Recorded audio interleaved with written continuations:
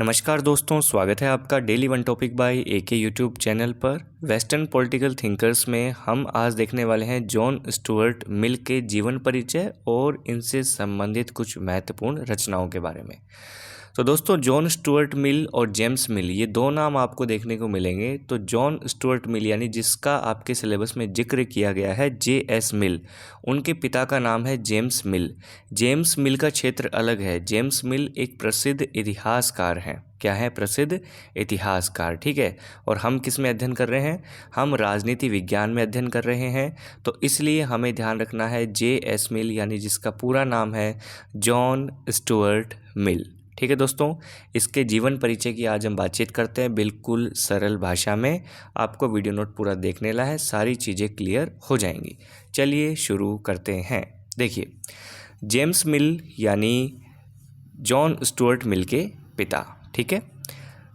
John Stuart Mill यानी J.S. मिल या इसका पूरा नाम जॉन स्टुअर्ट मिल। यहाँ तक चीज़ क्लियर है। जन्म होता है इनका लंदन में 20 मई 1806 को। 20 मई 1806 को लंदन में J.S. मिल का जन्म होता है। J.S. मिल के पिता का नाम था जेम्स मिल। ओके। जेम्स मिल एक प्रसिद्ध इतिहासकार और उपयोगितावादी विचारक थे।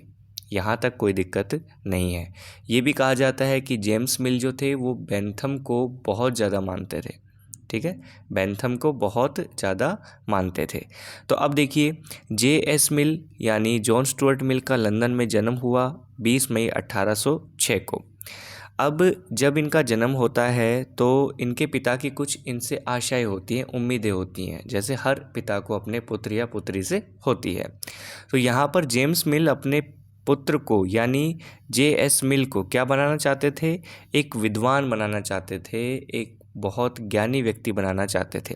लेकिन सुनिए, अभी कोविड की वजह से पूरे विश्व में, हमारे देश में, हमारे स्टेट में, हमारे डिस्ट्रिक्ट में, हमारे तहसील हेडक्वार्टर पे या फिर हमारे गांव, सिटी, जहां भी हम रह रहे हैं, हमने देखा कि स्कूलें बंद हो गई थी। ठीक है, स्कूलें बंद हो गई थी। तो अब उसका नतीजा अब पेरेंट्स भी बता रहे हैं, बड़ी बड़ी कमेटियां भी बता रही हैं, इंडियन गवर्नमेंट भी बता रही है, अमेरिकन गवर्नमेंट भी बता रही है कि सबसे ज़्यादा जो बच्चों को नुकसान हुआ है वो छोटे बच्चों को हुआ है। 5 साल से जितने बच्चे स्कूल जाने वाले थे उनको बहुत बड़ा नुकसान हुआ है। वो अपनी पढ़ाई शुरू नहीं कर पाए। ठीक है। तो अब हमें इस बात से क्या समझ में आता है? हमें तो ये समझ में आ रहा है कि भाई स्कूली शिक्षा कितनी महत्वपूर्ण है, शुरुआती स्कूली शिक्षा कितनी महत्वपूर्ण है। ठीक है ना? बिल्कुल है ना। लेकिन अब हम ये कहानी हमने आपको क्यों बताई? क्योंकि ये तो आपको पता थी, लेकिन बताने का कोई ना कोई रीज़न ज़रूर होगा। जेम्स मिल की बात आप सुनोगे तो ये कहते थे कि यार स्कूल में तो देखो ढंग से पढ़ाई वढ़ाई होती है नहीं, है ना। स्कूल अपने समझ में आता कुछ है नहीं। जहाँ भी है कि बच्चों को ना घर पे पढ़ाया जाए। किस तरीके से पढ़ाया जाए? बच्चों को घर पे पढ़ाया जाए, ढंग से पढ़ाया जाए और एक शुष्क कठोर वातावरण दिया जाए। मतलब ऐसा नहीं है कि घर पे पढ़ा रहे हैं तो ढिलाई दे दी जाए।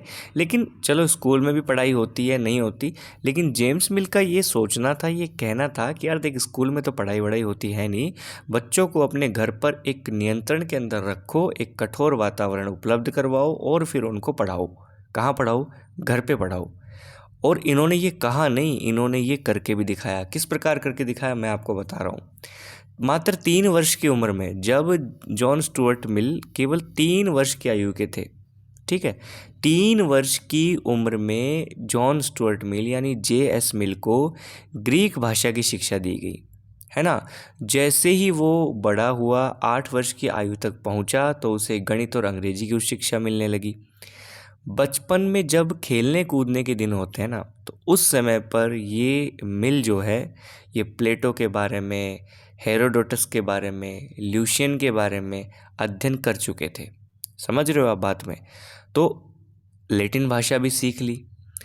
तो जॉन के पिता जो मतलब J.S. मिल के पिता अपने पुत्र को एक विद्वान बनाना चाहते थे और उनकी ये सोच थी, और उन्होंने इस सोच को मतलब सही साबित किया, कारगर बनाया। अब इसका एक हम कह सकते हैं कि एक देखिए, थोड़ा सा इसमें हमें कुछ आगे देखने को मिलेगा, जैसे जैसे हम बात करेंगे कि पढ़ाई का चस्का और उसके दुष्प्रभाव क्या होते हैं। ठीक है।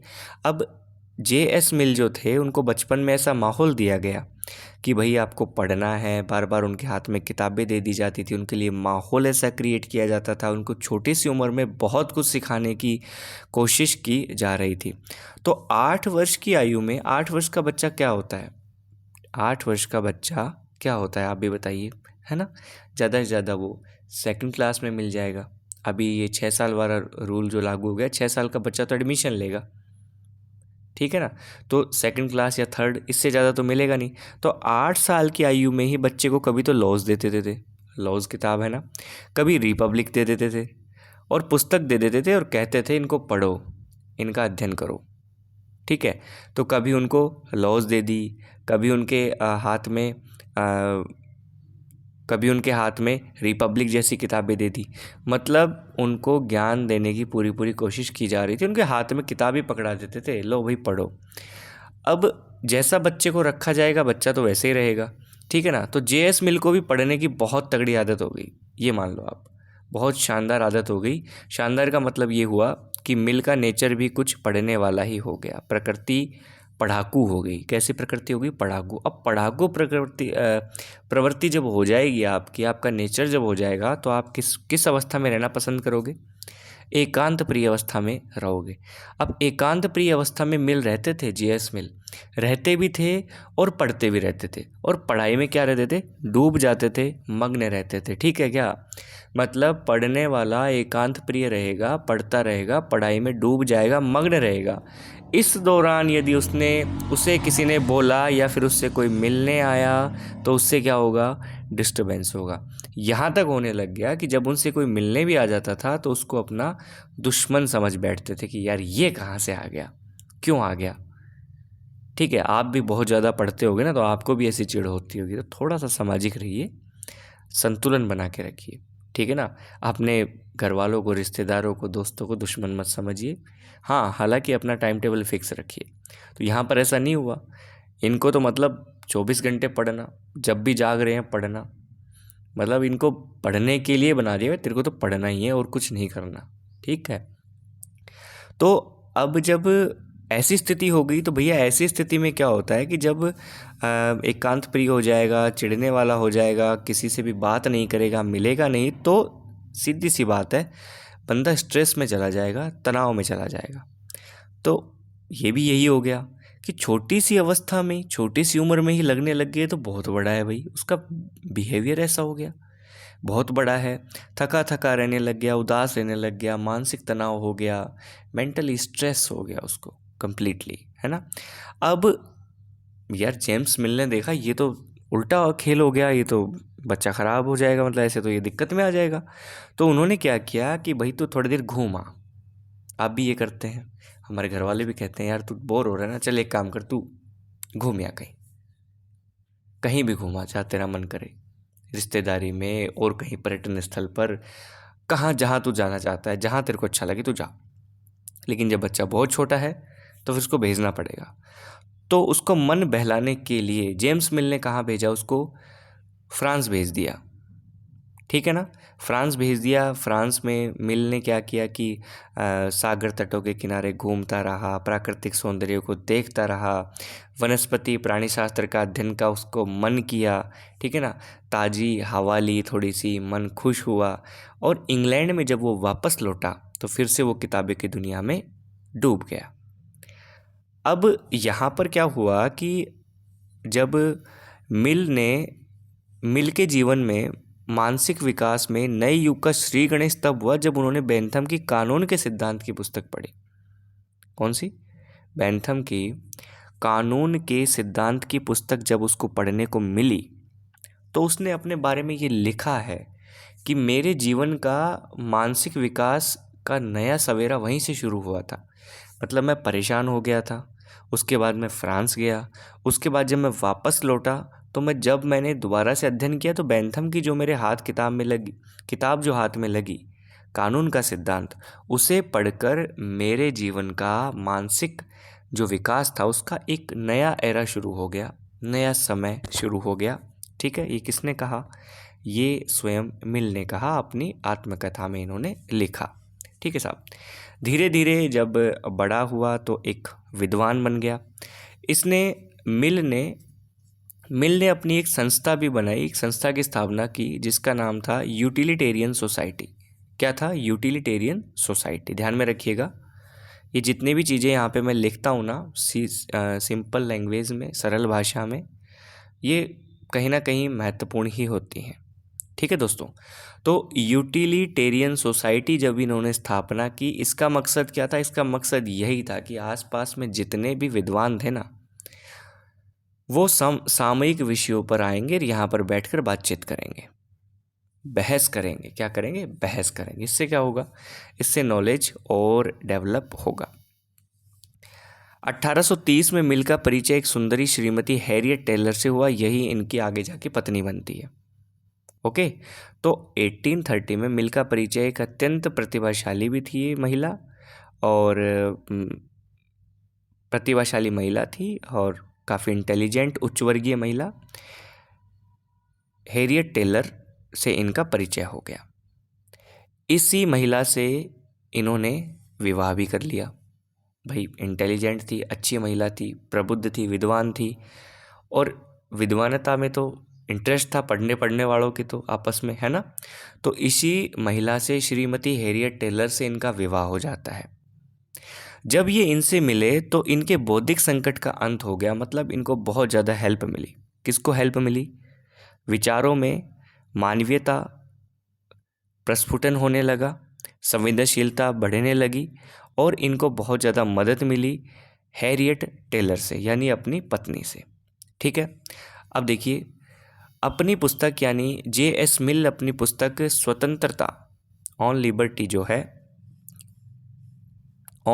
जो है उसमें पत्नी को समर्पित करते हुए मिल कहते हैं कि मेरे विचारों में जो सर्वोत्तम है वह उसकी प्रेरक है तथा आंशिक रूप में उसकी लेखिका भी है। मतलब इन्होंने अपनी जो विद्वता थी, जो इन्होंने अपनी किताबें लिखी, जो भी विचार दिए, उसमें अपनी पत्नी को इन्होंने श्रेय दे दिया। क्या श्रेय दे दिया? कि मेरे विचारों में जो भी सर्वोत्तम है उसकी प्रेरणा मुझे मेरी पत्नी से मिली, यानी हैरियट टेलर से मिली। कौन कह रहा है? J.S. मिल कह रहा है। और यही नहीं, आंशिक रूप में उसकी वो लेखिका भी है। ओके, यहाँ तक कोई दिक्कत? कोई दिक्कत नहीं। ये 1852 में मिल की पत्नी यानी श्रीमती टेलर का निधन हो जाता है। निधन हो गया, साथी भी छड़ गया, तो झटका तो लगना ही है।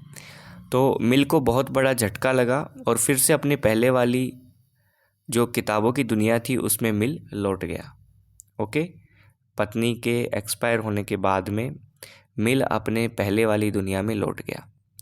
मिल ने संसद में महिला मताधिकार, अल्पमत प्रतिनिधित्व तथा खुले मतदान का प्रबल तरीके से समर्थन किया। आपने बेंथम के बारे में मैंने आपको बताया था कि बेंथम ने महिला मताधिकार के बारे में कोई बातचीत नहीं की, लेकिन मिल ने महिला मताधिकार का समर्थन किया। उसके पीछे एक रीज़न था, क्योंकि मिल की जो जितनी रचनाएं थी, जो विचार थे, उनकी प्रेरणा उन्होंने किसको बताया? एक महिला को बताया, यानी श्रीमती टेलर को बताया। इसलिए मिल का महिला के प्रति थोड़ा रुझान था। ओके, तो इसी बीच में 1866 की बात है, वेस्टमिनिस्टर क्षेत्र में उन्होंने कॉमन सभा का चुनाव भी लड़ा था। राजनीति में भी इन्होंने पैर रखा था। इसी दौरान जब प्रधानमंत्री ग्लेडस्टेन ने कहा कि जॉन स्टुअर्ट मिल जब भाषण दे रहे थे तो मेरे मन में बार बार ये भावना आ रही थी कि जैसे मैं किसी संत की बातें सुन रहा हूँ। कौन कह रहे थे? ये ग्लेडस्टेन, प्रधानमंत्री ग्लेडस्टेन कह रहे थे J.S. मिल के बारे में कि J.S. मिल को कभी उन्होंने भाषण देते हुए सुना होगा, तो उनके दिल में बार बार एक ही बात आ रही थी कि मैं शायद किसी संत को सुन रहा हूँ। ठीक है। अब J.S. मिल के जो रूढ़िवादी जो अंग्रेज़ थे, उनको J.S. मिल के जो नए जो विचार थे वो पसंद नहीं आए। ठीक है। इस प्रकार वो कॉमन सभा का पुनः चुनाव जब हुआ तो वो हार गए।